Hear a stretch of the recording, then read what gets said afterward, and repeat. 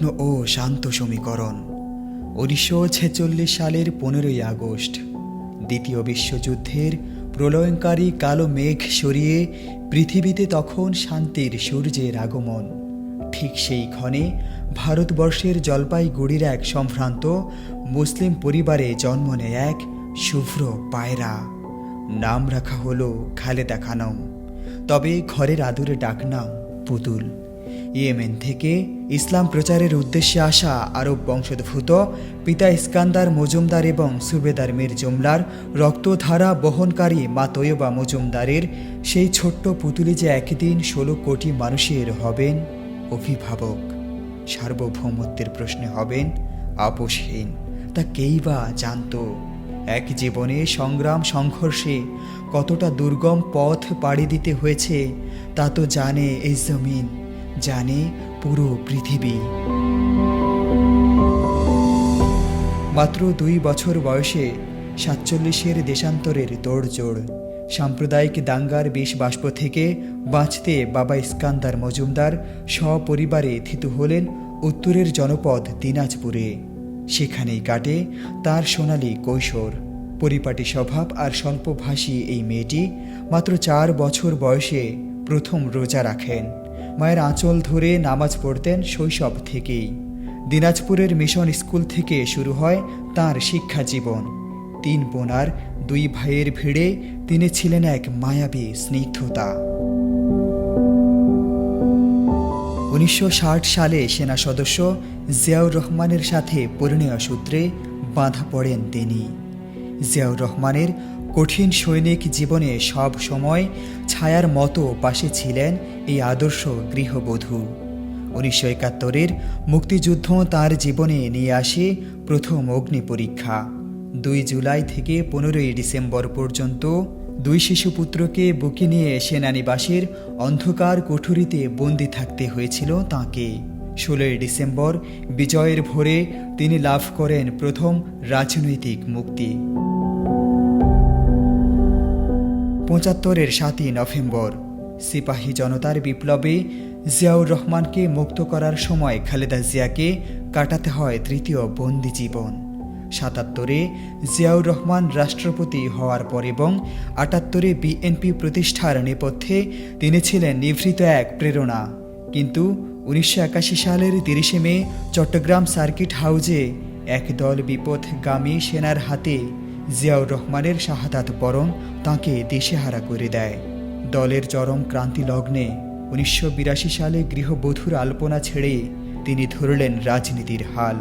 84-তে হলেন দলের কাণ্ডারি। জেল, জুলুম, জিঘাংসা আর অন্ধ বিদ্বেষের মুখেও তিনি ছিলেন অটল হিমাদ্রি। এরশাদ বিরোধী দীর্ঘ 8 বছরের আন্দোলনে তিনি ছিলেন এক অকুতোভয় সেনানী। 7 বার কারাবরণ করেও যিনি আপোষ করেননি। তিনি 1990-এর 6 ডিসেম্বর পতন ঘটিয়েছেন স্বৈরাচারের। 91-এর নির্বাচনে জয়ী হয়ে তিনি হন বাংলাদেশের প্রথম এবং মুসলিম বিশ্বের দ্বিতীয় নারী প্রধানমন্ত্রী। 91 থেকে 96 এবং পরবর্তীতে 2001 থেকে 6 পর্যন্ত শিক্ষা ও অবকাঠামোয় তাঁর সুশাসনে দেশ এগিয়ে যায় বহুদূর। 5টি সংসদ নির্বাচনে 23টি আসনে লড়ে একটিতেও না হারার অজেয় রেকর্ড আজও বিশ্ব রাজনীতিতে এক বিস্ময়। বিগত 15 বছরের দুঃশাসনে তাঁর ওপর নেমে এসেছিল 37টি মামলার পাহাড়। জীবনের দীর্ঘ পথরেখায় ছায়াসঙ্গী হয়েছিল ষড়যন্ত্র। 111-এর সেই অন্ধকার প্রহর থেকে শুরু করে লন্ডনে নির্বাসিত বড় ছেলে তারেক রহমানের সাথে 17 বছরের বিচ্ছেদ, সাজানো মামলায় ক্যান্টনমেন্টের বসত ভিটা থেকে উচ্ছেদ, এই দহন তিনি বয়ে বেরিয়েছেন নিঃশব্দে। 2015 সালে ছোট ছেলে আরাফাত রহমান কোকোর অকাল প্রয়াণে তিনি যখন পাথর হয়ে দাঁড়িয়েছিলেন, পৃথিবী দেখেছিল এক শোকার্ত মায়ের চূড়ান্ত ধৈর্য। 2018-তে পরিত্যক্ত কারাগারের সেই নির্জন প্রকোষ্ঠ আর স্লো পয়জনিংয়ের অভিযোগ সবই তিনি সয়েছেন নিজের অন্তর্দ্বীপ জ্বালিয়ে। উন্নত চিকিৎসার আরতি বারবার প্রত্যাখ্যাত হলেও তিনি তাঁর প্রিয় মাতৃভূমি ছেড়ে যাননি। অবশেষে 2024-এর 5 আগস্ট ছাত্র জনতার গণ অভ্যুত্থানে স্বৈরাচারের পতনের পর মুক্তি মিলে তার বন্দি জীবনের। বয়সের ভার আর রোগ যন্ত্রণা তাকে বারবার নিয়ে যেত হাসপাতালের ওই সাদা দেয়ালে।